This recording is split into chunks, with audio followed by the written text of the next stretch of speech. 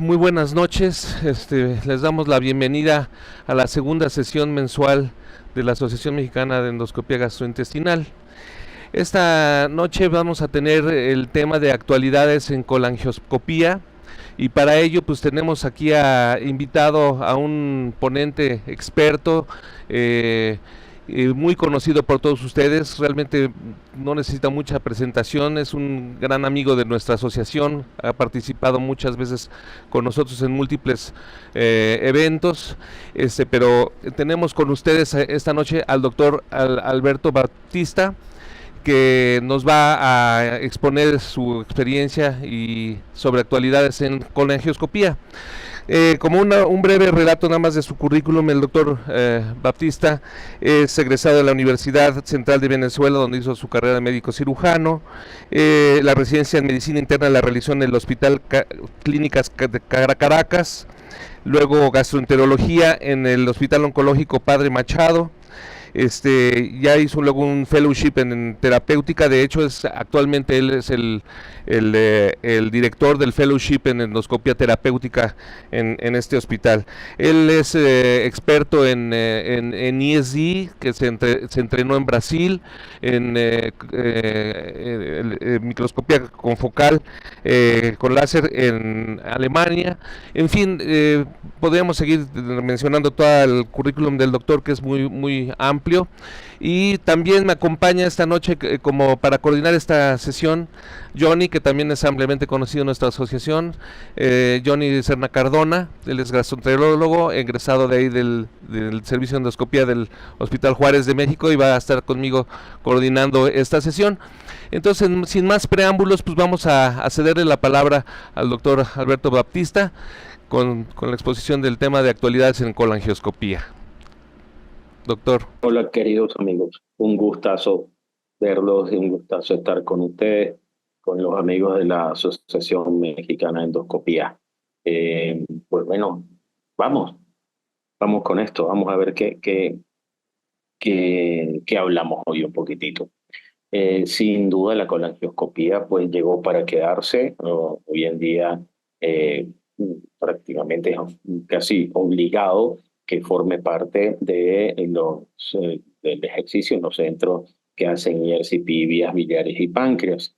Ya ha demostrado utilidad en estas áreas, en el manejo de cálculos difíciles, estenosis biliares indeterminadas, en poder encontrar cálculos ocultos a la radiología, a la colangiografía, el poder negociar estenosis difíciles de manera que se puede dirigir la punta de la guía en la canulación selectiva de los conductos intrahepáticos y el cístico, poder llegar hasta la vesícula.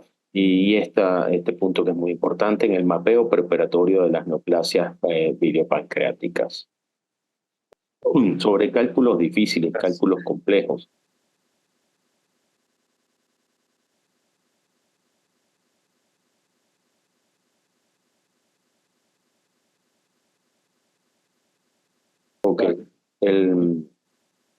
¿Qué es un cálculo difícil en cuanto a los cálculos difíciles? Los cálculos difíciles son definidos por criterios clínicos, pacientes mayores con anatomía alterada. Esto de 65 años, ya en la medida en que uno va creciendo, ya le parece como que edad avanzada, tampoco así, pero bueno, ese es el criterio. Relacionado al cálculos mayores de 14 milímetros, cálculos facetados, intrahepáticos y múltiples. Y también una de las cosas que define un cálculo difícil es la anatomía del árbol biliar, colédocos angulados, estenosis, un síndrome de Mirici y en general se consideran colédocos mayores de 12 milímetros. Esta es una publicación que apareció en World Journal of Gastroenterology, llega hace algunos años, en 2009, sobre el manejo de la enfermedad biliopancreática utilizando los colangioscopios, trabajo en el que participó nuestro amigo y su paisano, el doctor Isaac Reichman. Allí se encontró que la colangiografía producía cambio de conducta terapéutica en más del 60% de los casos, cambiaba el diagnóstico preoperatorio de las estenosis biliares indeterminadas en casi 70% y en general cambia la conducta quirúrgica en el 7% de los casos. Aquí hay un estudio multicéntrico retrospectivo en el que participaron 22 centros de 3 países, publicado en 2016, sobre la eficacia del colangioscopio de un solo operador en los cálculos difíciles. En este estudio, los cálculos complejos fueron tratados mediante el colangioscopía, casos que habían fallado el tratamiento convencional, el tratamiento por CEPRE, y fueron resueltos con litiotricia guiada por colangioscopía en el 63 al 80% de los casos, muy importante, en una sola sesión, y esto va a ser una diferencia muy importante. En ese trabajo se incluyeron 306 pacientes a los que se les realizó la litiotricia electrohidráulica, y 101 pacientes con litiotripsia láser con un éxito técnico de casi 96% y menos del 5% requirieron un tratamiento adicional. En general, las estenosis biliares indeterminadas, las lesiones que son evaluadas por CPR convencional, ya lo sabemos, con resonancia magnética, ecoendoscopía, citología por cepillado y a veces la biopsia directa a través del duodenoscopio. Desafortunadamente, la sensibilidad diagnóstica que teníamos por estos métodos convencionales, con suerte, alcanzaba el 60%, así que teníamos un gap ahí, un defecto, algo que mejorar. Este es un estudio multicéntrico de 44 pacientes, donde también participó el doctor Reichman, publicado en el 2017, donde se demostró que el diagnóstico de la estenosis, si es benigno o maligno, basado en la imagen endoscópica, tenía una sensibilidad de 96% y una especificidad de 93%. Incluso la pinza tomada bajo visión colangioscópica tenía una sensibilidad menor, aunque obviamente una especificidad mayor. Esto fue muy llamativo. ¿Cómo es que la imagen es más exacta que la misma biopsia guiada directa?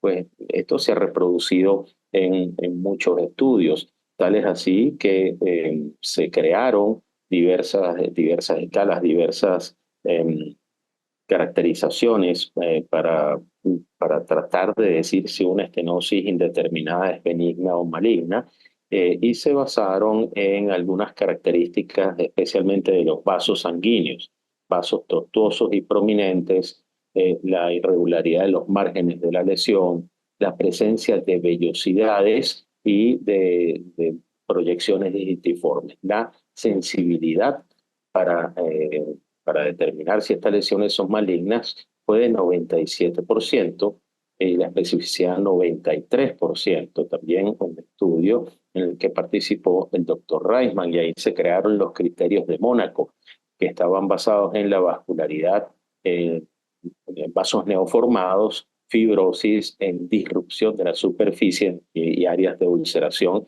y proyecciones papilares, vellosidades. La precisión diagnóstica de los criterios de Mónaco alcanza un 70%, lo cual ya es una ventaja sobre los métodos convencionales que se tenían hasta ese momento. Sin embargo, todavía no era lo suficientemente buena, y en el 2020, en el Congreso de Mendoza, mientras el doctor Reisman y el doctor Cajeile estaban tomándose 2 botellas de Malbec, se les ocurrió que había que hacer unos nuevos criterios, que fueron llamados entonces los criterios de Mendoza, donde los principales eran vasos tortuosos y dilatados, para hablar de malignidad, una lesión que crecía hacia el centro de la luz de la vía biliar, y friabilidad.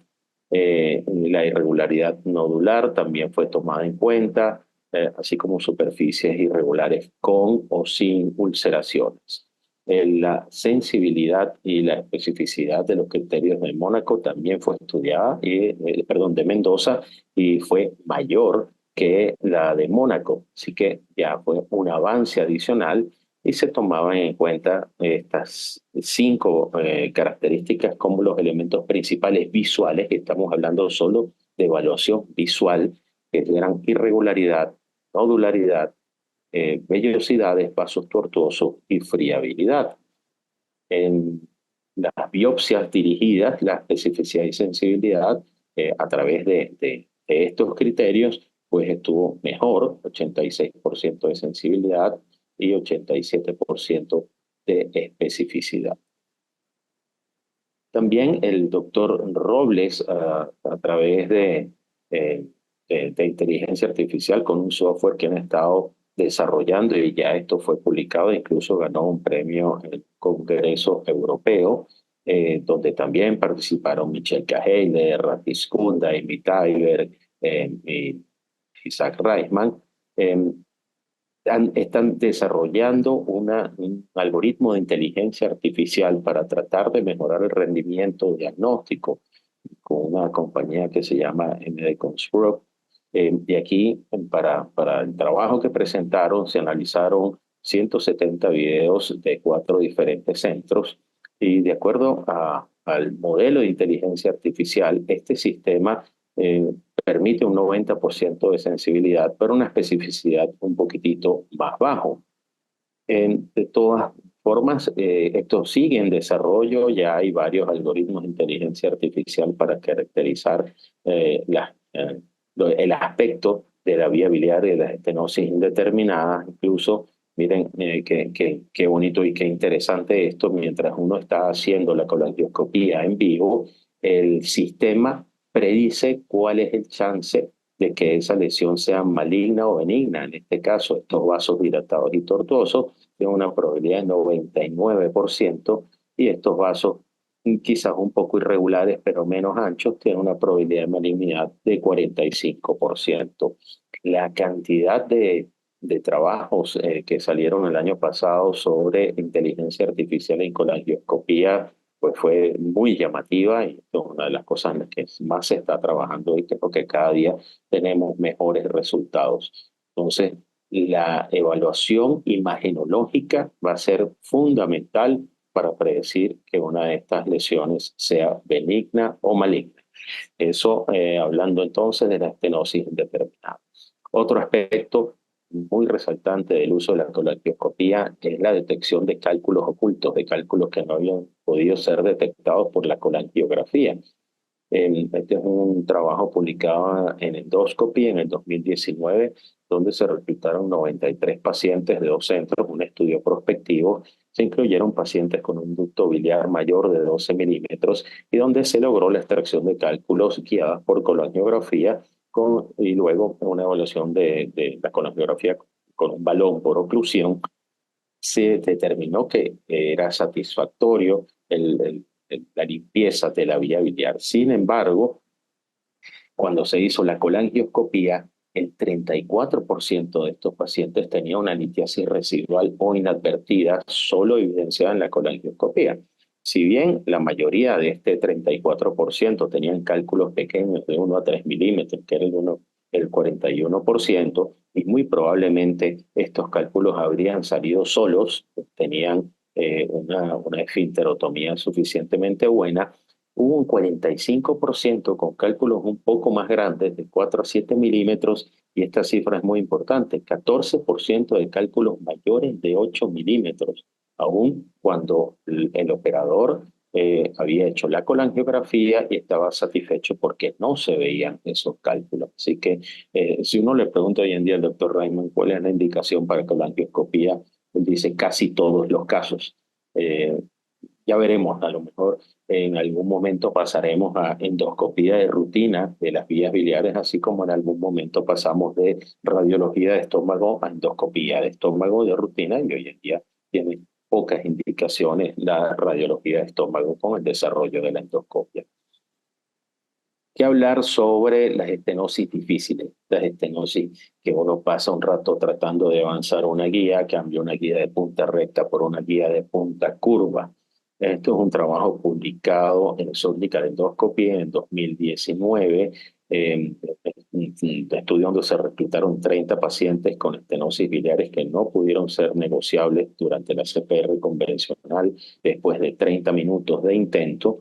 Se encontró que 52% de estas estenosis eran benignas y 48 malignas. La mayoría de las benignas eran postquirúrgicas y mediante el uso de la colangioscopía para dirigir la guía, no solo por la visión, sino también asistido por la fluoroscopía, se logró éxito en el 70% de los pacientes, mayor el éxito en estenosis benignas, 88%, y una buena tasa de éxito en la estenosis maligna, 46%. Este es otro trabajo sobre el mismo tema de Surgical Endoscopy en 2016, donde se reclutaron 15 pacientes, pero en este caso después de trasplante hepático de donador vivo con estenosis de anastomosis, donde se consideró el fallo de progresar la guía por la estenosis después de un intento de más de 10 minutos.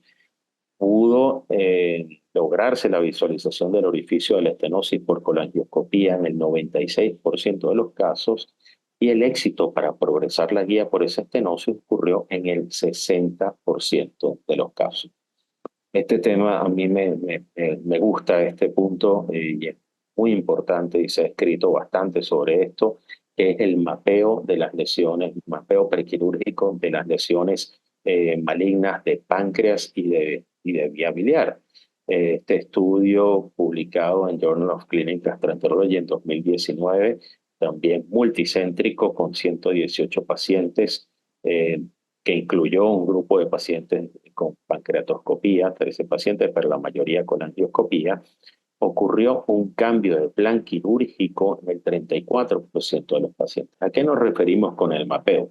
Tenemos una lesión, por ejemplo, en el colédoco medio, y cuando se hace la exploración endoscópica de las vías biliares intrahepáticas o de colédoco proximal, encontraron lesiones satélites, así como se pueden conseguir lesiones que viajan por la submucosa en el esófago, alguna lesión satélite en el esófago. En el 34% de los pacientes que se evaluaron estas estenosis con intento quirúrgico, habían una extensión mayor o menor de lo que estaba esperado. En el caso de las estenosis, de las lesiones biliares, el 5% de los pacientes requirió una cirugía menos extensa, cosa que obviamente es menos frecuente, pero en el 25% de los pacientes se suspendió la cirugía porque había lesiones satélites en las vías intrahepáticas. En el caso de las lesiones malignas pancreáticas, en 31% se logró con el mapeo una cirugía menos extensa y el 31% más extensa. Y la correlación colangioscópica histopatológica postquirúrgica en los pacientes que si fueron a cirugía fue de 88%. De manera que aquí, una vez más, aún sin la toma de biopsia, la imagen endoscópica del mapeo de los pacientes que van a ir a una cirugía de estas, que son cirugías muy grandes y muy costosas, cambia sustancialmente en un número importante de los casos cuando se evalúa toda la vía biliar con el colangioscopio.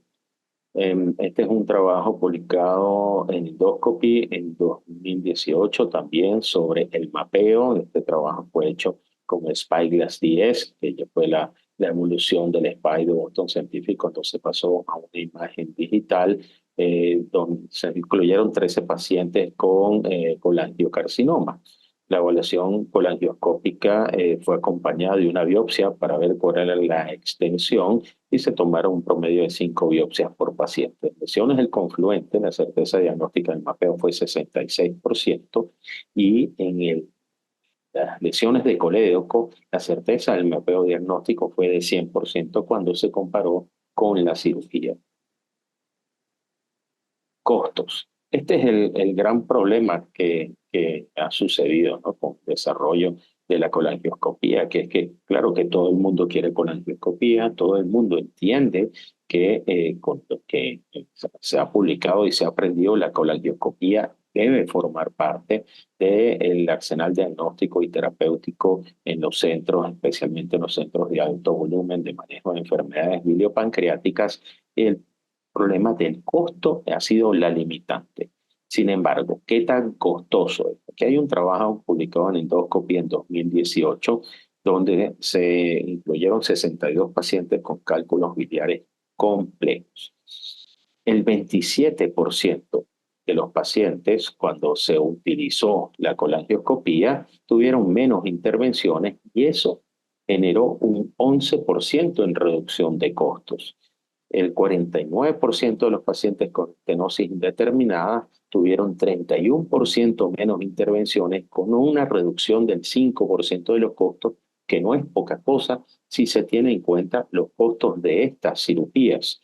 El poder resolver un paciente en una sola sesión con un cálculo difícil o un cálculo complejo definitivamente disminuye el costo, disminuye el número de procedimientos, disminuye el material que se utiliza y disminuye también el traslado de estos pacientes que a veces son de domicilio lejano. Así que cuando se hace el análisis de costo, finalmente termina siendo menos costoso utilizar el colangioscopio en muchas situaciones de nuestros pacientes.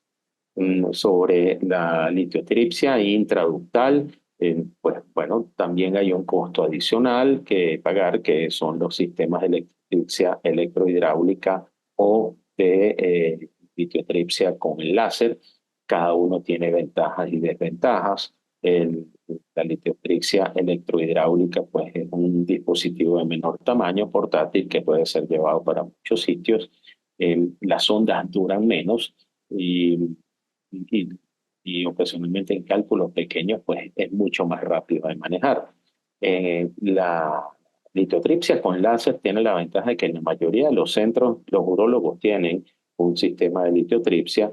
La sonda dura un poco más, pero es difícil de transportar y parece que tiene resultados en cálculos que son más duros, en cálculos que son más grandes. Ahora vamos a ver algunas cosas sobre la evolución de las imágenes. Estas eran las primeras imágenes del SPY cuando era de fibra, el DS1.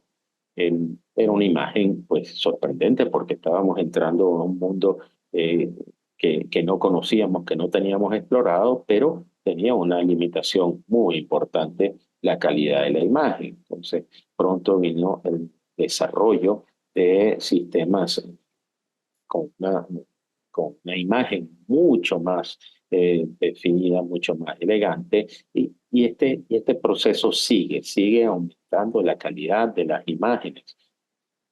Es así que recientemente se incluyó para en el mercado, escenario, este sistema de colangioscopía de Microtech, el llamado IMAX, con una resolución increíble. Y esta es la primera generación del IMAX. El dispositivo también se mueve en 4 direcciones, viene en 2 calibres y ahora en 3 calibres. Hay uno de 11 French que tiene un canal de 2 milímetros y hay uno de 9 French que tiene un canal de 1,2 milímetros con las respectivas pinzas de biopsia. Y recientemente salió uno de 7 French que está específicamente diseñado para entrar por las gastrohepático-anastomosis y poder incluso hacer terapéutica desde el estómago a través de un stent metálico y poder ir hacia abajo. Esto es especialmente útil en pacientes con anatomía modificada que tienen estenosis de las anastomosis hepático-yeyunales. Las imágenes nuevas son todavía más sorprendentes. Vean cómo se ven estas vellosidades que son parte de las características tanto en los criterios de Robles como en los criterios de Mendoza, como en los criterios de Mónaco, para predecir malignidad y poder dirigir las biopsias. Pero recuerden lo que estábamos hablando antes, la imagen aquí es extraordinariamente importante. Este tiene todas las características, vasos grandes, áreas ulceradas, lesión que crece hacia la luz y vellosidad. Entonces, una lesión que tiene altísimo chance de ser una lesión maligna. Esta es una imagen curiosa, fíjense, ahí hay fibrina, secreción purulenta. Esto nos permite evaluar la estenosis, obviamente, de una manera mucho más rápida, mucho más eficiente. Esta es una zona que está un poco traumatizada, pero definitivamente es una zona con características benignas muy distintas a lo que estábamos viendo antes. Entonces, esta es una lesión que probablemente sea benigna. Comparaciones en la imagen entre el SPA y las DS, muy buena imagen. Todavía se ha mejorado la imagen con el desarrollo de los nuevos colangioscopios. Esperamos también que esta competencia disminuya los precios. Aquí en la imagen de la derecha están viendo ustedes esta estenosis que tiene vasos neoformados, que está ocluyendo la luz, crece hacia el centro, tiene prolongaciones vellosas. Todo esto hace que pensemos en una estenosis maligna y podemos tratar de dirigir las biopsias para obtener un mayor rendimiento hacia donde están los vasos más prominentes y las zonas más ulceradas. Esta es una zona, este es el duodeno. So, ya entrando en el duodeno, vieron cómo se ven las vellosidades. Estenosis benigna, hemos visto como impactación de cálculos para zonas que pensábamos que podían ser en la radiología, en la colangiografía, una estenosis maligna, y a veces encontramos cálculos que están como frisados en la pared, que están fuertemente adheridos a la pared. Y aquí unas imágenes de cómo ha evolucionado también la imagen desde el SPY2 hasta el advenimiento de estos sistemas de alta definición, especialmente el sistema IMAX. Cada vez lo vemos mejor. Esto parece una imagen prácticamente de un endoscopio, parece un endoscopio regular de alta definición, pero esto es la vía biliar, o sea, que ahora podemos ver mucho más. Estos instrumentos tan versátiles, además, no solamente nos permiten avanzar a través de duodenoscopios, también podemos avanzar estos dispositivos a través de gastroscopios terapéuticos. Esta es una colangioscopía hecha a través de un hepático de ayuno, anastomosis, utilizando un endoscopio con un canal terapéutico de 3.8 milímetros. Un paciente que había sido operado por una lesión maligna y comenzó a tener alteraciones del perfil hepático de nuevo. Allí estamos avanzando a través del gastroscopio terapéutico con Climax y vemos que hay una recidiva de lesiones. Probablemente este paciente ya tenía estas lesiones proximales, pero cuando se hizo la cirugía no se contaba con el colangioscopio y no se pudo hacer el mapeo. Entonces aquí un caso adicional para expresar lo importante de hacer el mapeo. Cada vez que tengamos un paciente que pensamos con una estenosis maligna, con una lesión de vías biliares, que pensamos que puede ir a cirugía, hay que hacer un mapeo porque tenemos el 34% de chance de estar haciendo una cirugía que no va a curar ese paciente, con gastos tremendos para el sistema de salud. Cosas nuevas. Este es un caso hecho con el doctor Robles en Ecuador. El agente de Microtech de IMAX está desarrollando stents que van por dentro del colangioscopio. Obviamente, en este caso, por dentro del colangioscopio de 11 French. Vean ustedes, el stent se pone dentro del canal y esto es para lesiones altas, para estenosis altas en las vías intrahepáticas, y se coloca empujándolo bajo visión directa desde dentro del colangioscopio. Son stents autoexpansibles también de nitinol con un calibre más pequeño, con un calibre hasta de 6 milímetros, pero que nos permite llegar bajo a una visión con mucha más seguridad y con mucha más eficiencia y colocarle stent directa, bajo visión directa por vías intrahepáticas. Tomar en cuenta que la colangioscopía requiere irrigación continua. La fuerza de la irrigación continua, especialmente en pacientes que tienen colangitis, debe manejarse con cuidado porque puede haber bacteremia. es una de las recomendaciones formales de las sociedades más importantes de endoscopía en el mundo, usar antibióticos profilácticos cuando se va a hacer colangioscopía, porque aún en pacientes que no tienen colangitis ocurre un 1% de colangitis y esto está relacionado con la fuerza de irrigación. Así que, en resumen, la colangioscopía sabemos hoy en día que disminuye el número de procedimientos, se pueden resolver cálculos difíciles en un solo procedimiento. Esto podría evitar esta práctica que ha sido lo que hemos tenido que hacer con cálculo que no se puede sacar, de dejarlo en en plástico y después volver a otra ERCP para ver si el cálculo está roto, para hacer una litiotripsia mecánica.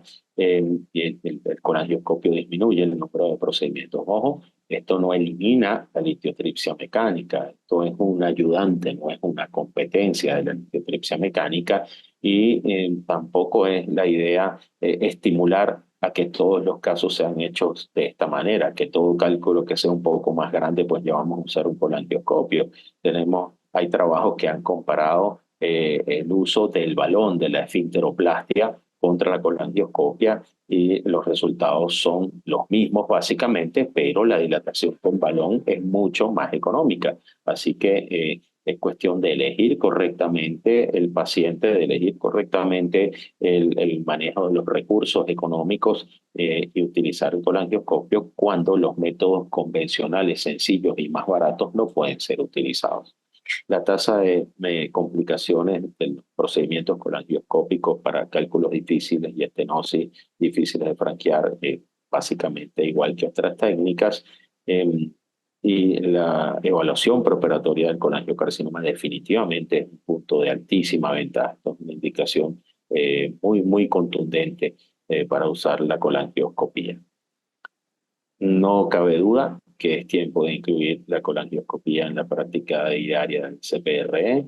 En los últimos años, incluso más casas comerciales han desarrollado colangioscopios. Esta es la versión nueva del IMAX que tiene una punta reforzada. Este es el sitio donde se rompe la fibra, donde se empieza a escapar la luz. Recuerden que estos dispositivos son hechos para single use, pero ya sabemos que los costos para single use son difíciles en nuestro medio. Sin embargo, esperemos que la competencia haga que los precios sean más accesibles. El mango nuevo del IMAX es un mango más ergonómico. El freno de los mandos ya no viene como el freno de los mandos de los endoscopios, sino es una rueda que está por encima que es bastante más cómoda. Este dispositivo tiene un seguro para fijar la guía cuando se necesita fijar la guía y otro puerto para inyectar contraste y más adelante tiene el puerto de irrigación continua.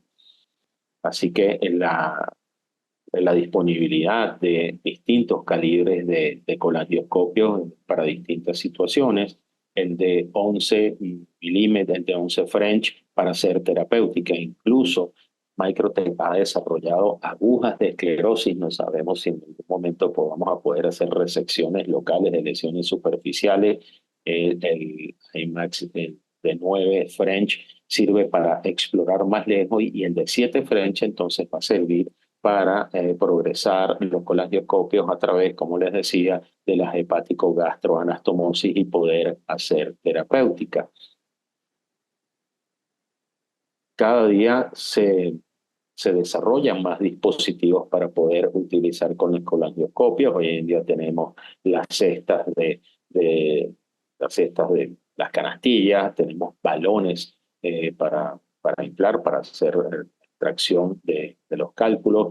Ya tenemos agujas de esclerosis para hemorragias dentro de la vía biliar o quizás en algún momento para hacer resecciones y vendrán cosas nuevas. Como vieron, ya tenemos stents que van a estar disponibles para poder negociar estenosis o tratar estenosis altas que son tan difíciles y tan laboriosas de tratar con la CPR convencional. Aquí está una imagen de un cálculo que no había sido advertido en la colangiografía, que estaba en la vía intrahepática alta y se puede hacer el tratamiento de inmediato con con una cesta, con una canastilla o incluso extraer con un balón y por supuesto tomar las biopsias bajo visión directa de todo lo que necesitemos.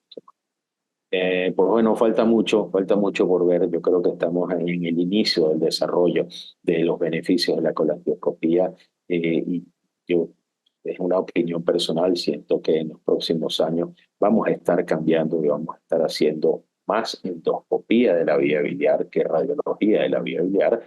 No va a eliminarse la necesidad del uso de la radiología de la vía biliar, pero definitivamente vamos a irradiarnos menos y vamos a hacer más diagnósticos y terapéuticas por endoscopía directa de la vía biliar y del ducto pancreático. Muchas gracias. Brillante exposición. Definitivamente es muy importante esta herramienta en el estudio y en el manejo de la patología intraductal de las vías biliares. Es impresionante realmente la calidad de la imagen. Que ha ido mejorando con estos nuevos dispositivos, es muy buena. No sé, Johnny, si tú quieres hacer algún comentario, alguna pregunta. Felicidades, doctor, por su excelente conferencia. Tenemos algunas preguntas de nuestros asistentes en línea. Una de ellas, ¿es siempre necesario al momento de hacer la colangioscopía utilizar guía para introducir el colangioscopio dentro de la vía biliar? ¿O usted recomienda que al inicio, cuando empezamos a tener experiencia en el procedimiento, utilicemos guía y ya después entremos directamente con el colangioscopio? Sin duda, en los primeros casos es más fácil entrar bajo la guía. Ahora, una vez dentro de la vía biliar, la guía estorba.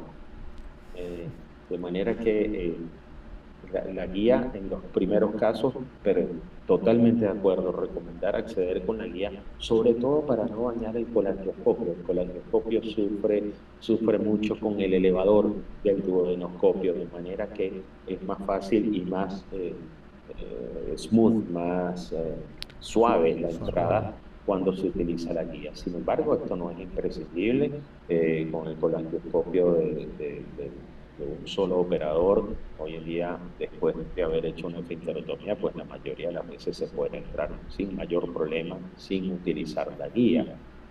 Una cosa importante es que cuando sepamos que vamos a hacer un cálculo difícil y que vamos a necesitar una litiotripsia directa con electrohidráulica o con láser, la esfinterotomía no debe ser muy grande, porque todo el líquido se va a escapar y recuerden que tenemos que llenar esto de líquido. La visión esta es bajo inmersión, como se hace en urología. Entonces, en estos casos, tomar en cuenta si sabemos que ese cálculo no va a salir y que vamos a hacer una litiotripsia, tratar de no hacer una esfinterotomía tan amplia, después a lo mejor se puede completar. Esto no siempre es posible, porque la mayoría de las veces tratamos de hacer una esfinteroplastia con balón grande para sacar el cálculo, y bueno, si se puede, estuvo muy bien, pero si no se puede, pues ya tenemos una esfinteroplastia grande y vamos a pasar un poquito de trabajo con esto.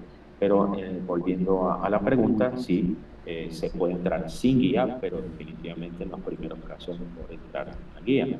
Una de las cosas que hay que tener en cuenta es tratar de que cuando estamos entrando no mortificar la punta del colangioscopio con el elevador, y cuando vamos a pasar la pinza de biopsia, el elevador tiene que estar abierto, o sea, no puede estar activado el elevador porque hay cierta dificultad para el paso de la pinza. De hecho, hay que tratar de poner el mando grande del duodenoscopio hacia adelante, alejar un poco la papila de manera que no el ángulo sea más abierto y la pinza pueda pasar. Después podemos acomodar nuevamente como queramos, pero por lo menos al momento de pasar la pinza de biopsia hay que tener en cuenta esto para no traumatizar el colangioscopio en lo posible. Hay otra pregunta interesante en cuanto a la seguridad del paciente al que se somete a colangioscopía. En el contexto de un paciente que tiene una coledocolitiasis de difícil elementos, ¿cuánto tiempo es seguro estar haciendo la litotripsia, ya sea láser o electrohidráulica? ¿Cuándo es momento de parar y colocar una prótesis y reintentar en una nueva sesión de colangioscopía y en cuánto tiempo? Se considera que si estamos tardando más de 30 minutos rompiendo cálculos e irrigando el líquido para obtener la visión y limpiando, es preferible parar, colocar un stent plástico y volver en otro momento. Es decir, lo prolongado de estos procedimientos bajo irrigación aumentan el chance de bacteremia y de empeorar la colangitis o generar una colangitis. Entonces, después de media hora de estar lidiando con los cálculos, es preferible parar y volver en un segundo momento. Otra de las preguntas de nuestro auditorio es, ¿qué utilidad tiene tener al patólogo al lado nuestro en el caso de estenosis biliares indeterminadas para hacer el estudio histopatológico en el momento del estudio de colangioscopía? ¿Tiene utilidad? ¿Tiene incremento en los costos? ¿Cuáles son los pros y los contras de tener al patólogo ahí al lado nuestro? Sí, definitivamente tiene un incremento en los costos y no parece, a pesar de que hay estudios que son controversiales, que apoyan una idea o la otra, pero no parece que tenga el beneficio que podría tener en una punción por ultrasonido endoscópico. La presencia del patólogo en el momento para verificar las biopsias, pues no es de gran ayuda y no la recomiendo.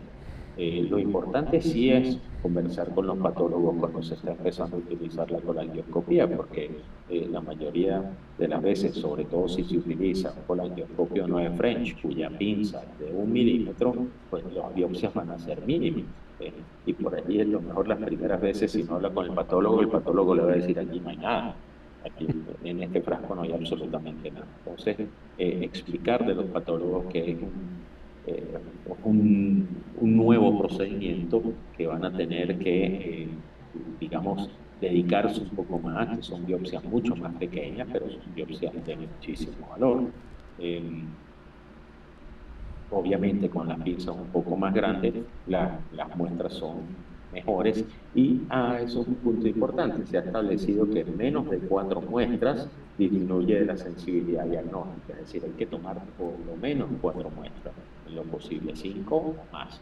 Esto prolonga el procedimiento porque bueno, es un instrumento muy largo, pasar la pinza hasta allá, poner el endoscopio en una posición con un ángulo, el duodenoscopio con el dispositivo, con el colangioscopio un ángulo más abierto, lavar, ver el sitio donde están las probables mejores muestras, angular la punta del colangioscopio, toma tiempo, pero por lo menos 4 muestras deben ser tomadas para mejorar el rendimiento diagnóstico. Otra de las preguntas de nuestro auditorio es, ¿existe alguna diferencia en la técnica de la toma de muestras colangioscópicas en el contexto de una estenosis que es dura versus una estenosis que tiene un aspecto más blando? ¿O se toman iguales? Sí, se toma donde mejor se pueda, obviamente. En las estenosis blandas que tienen prolongaciones viripiformes, pues es mucho más fácil tomarla. Incluso se pueden tomar muestras más grandes. En el contexto de estenosis muy duras, hay que tratar de tomar la biopsia donde se vean la mayor cantidad de vasos prominentes.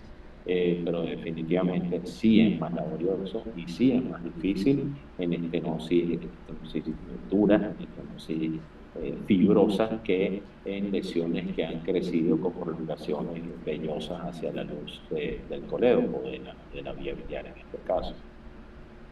Muy bien. Aquí hay otra pregunta del auditorio. Bueno, ¿qué experiencia tiene usted con las estenosis post-trasplante en cuanto al uso de prótesis autoexpandibles? A ver, nosotros tenemos muy poca tasa de trasplante hepático. Desafortunadamente es algo que no se ha desarrollado ampliamente en nuestro país, de manera que no tengo gran experiencia con la estenosis de los trasplantes hepáticos. Hay un centro donde estoy trabajando, que es el único centro que hace trasplante hepático, porque es la Policlínica Metropolitana. El doctor Taeta tiene más experiencia que yo en estos casos y tiene una experiencia con las prótesis autoexpansibles. Sin embargo, estos son colédocos bastante delgados, de manera que si vamos a utilizar prótesis autoexpansibles, deberíamos estar utilizando estén más delgados que un centímetro. Lo que creo que podría cambiar mucho las cosas es el desarrollo de los estén biodegradables, tanto los autoexpansibles como los no autoexpansibles, especialmente los de la casa comercial que se llama ATU3, que se llaman los expansibles, se llaman Unity B, que tienen una degradación lenta que puede durar de 3 a 4 meses. Los biliares de 10 French tienen una configuración como en espiral, de manera que la bilis fluye no solo por el centro del estén, sino también por la espiral. Por la espiral también tienen una degradación lenta de 3 a 4 meses. En este caso, esta compañía también fabrica algo aparte, unos estens pancreáticos biodegradables para prevención de pancreatitis que tienen degradación rápida y se degradan en una semana. Entonces, se están usando en Europa estos estén biodegradables para los casos de estenosis después de trasplante hepático, que sí se puede colocar cada 4 meses sin necesidad de los efectos de fibrosis que puede ocasionar un conducto expansible, sobre todo en la parte proximal. Puede producir una nueva estenosis en la parte proximal y tomar en cuenta que deben ser estén más delgados. Entiendo que los estén más delgados, 6-8 milímetros, disponibles habitualmente, solo los fabrican pocas casas comerciales. Daewoo fabrica stents más pequeños. En este caso, y ahora que lo pienso en voz alta con ustedes, es muy probable que estos stents que está desarrollando Microtech, que pasan a través del colangioscopio directamente, sea una buena opción para estos pacientes con estenosis de anastomosis después de trasplante hepático. Otra de las preguntas, doctores, en aquellos pacientes que tienen migración de los stent a las ramas intrahepáticas, ¿qué utilidad tiene la colangioscopía y qué insumos son los que usted utiliza para hacer el retiro de estas prótesis de la vía biliar intrahepáticas migradas? Está reportado, hasta donde yo sé, no hay un estudio grande que reúna un grupo importante de pacientes, pero definitivamente los estén migrados, especialmente en páncreas, ha sido de utilidad. Tenemos pocos casos donde tenemos algunas imágenes muy nítidas y en donde podemos utilizar asas. Boston Scientific tiene asas para que perfectamente pueden ser utilizadas para estos fines. Se pueden utilizar las canastillas también.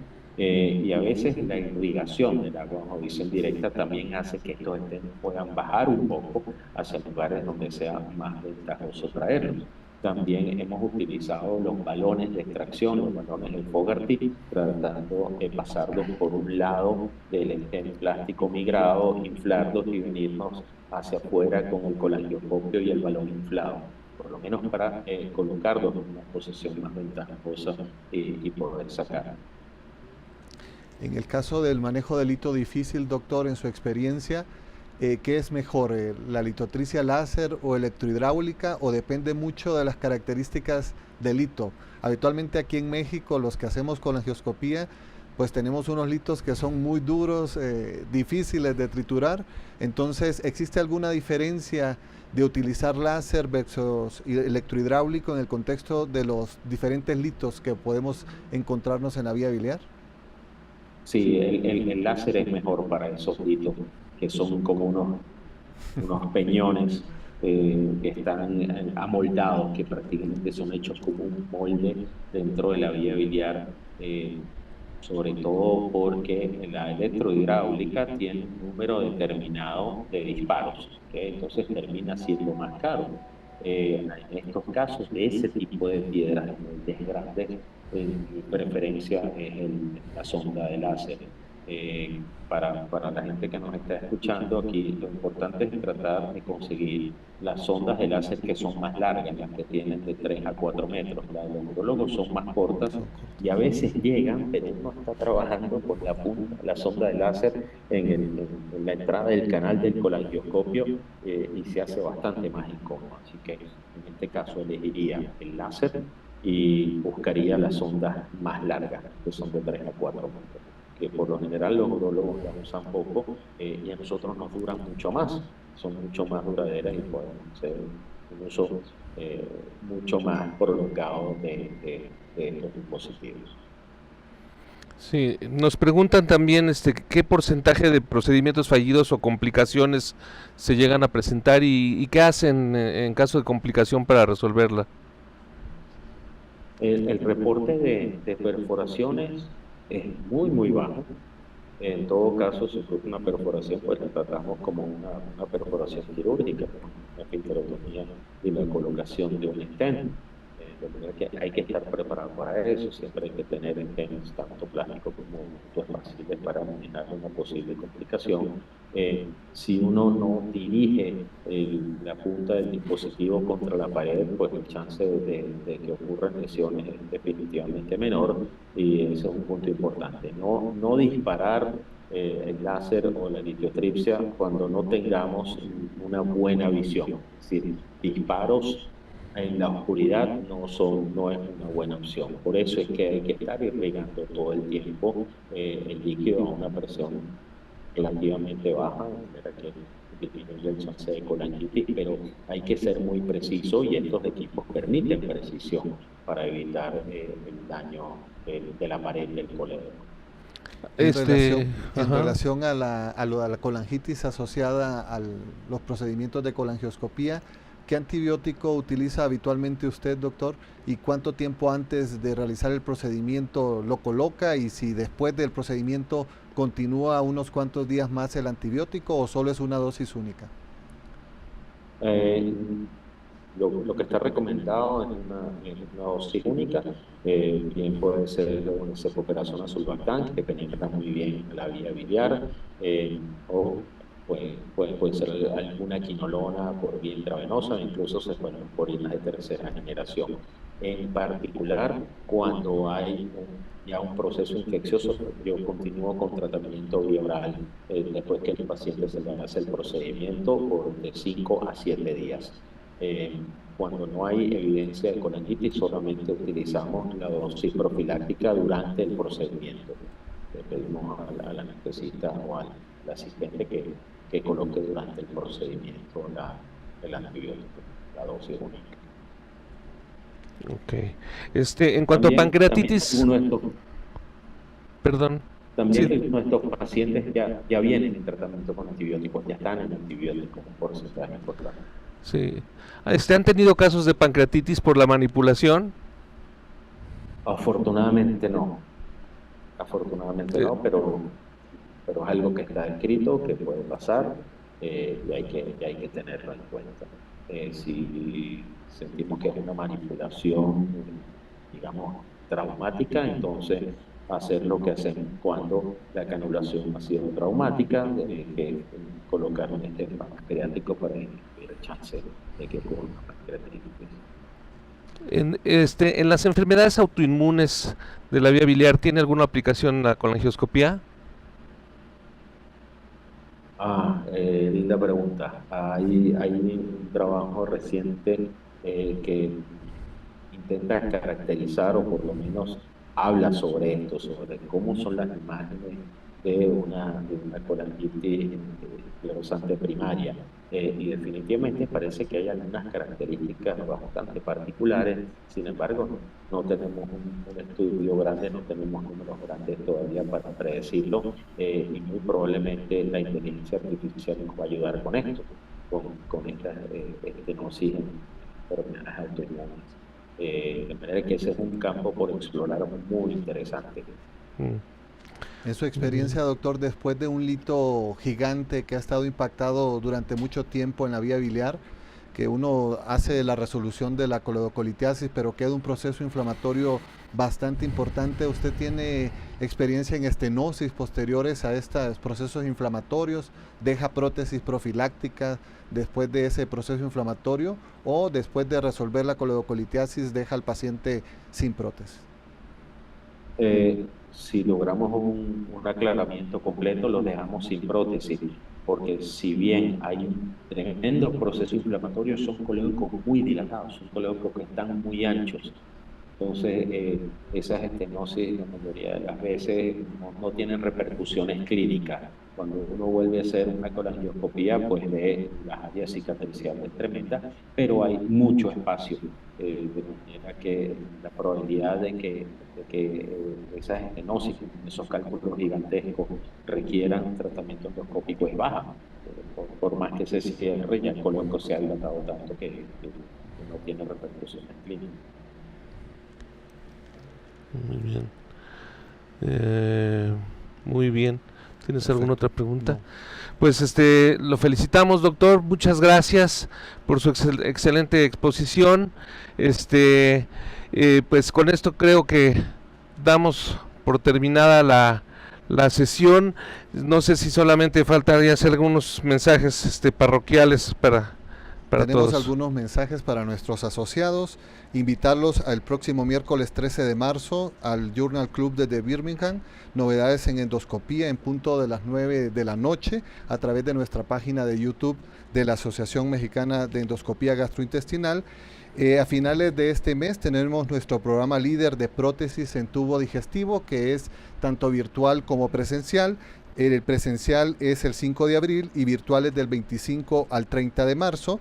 Invitar a nuestros asociados al pago oportuno de su anualidad de 3.500 pesos. Este pago se respetará hasta el día 31 de marzo del presente, y invitarlos también a la próxima sesión general que se llevará a cabo el 11 de abril del 2024 en punto de las 8. El tema que se tocará es Historia de la Endoscopía en México, impartida por el doctor Fernando Bernal, y simultáneamente estaremos inaugurando el Museo de Endoscopía Mexicana de manera virtual, la ceremonia desde la Casa AMEC.